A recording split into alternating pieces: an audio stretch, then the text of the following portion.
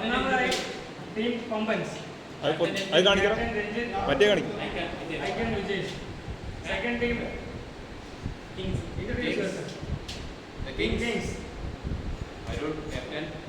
Icon player ആണ്. Team dragons. Falcon warriors. Falcon warriors. Captain icon player Surya. Fourth and final team Blue Star, Rajesh, Captain, Anish, Icon.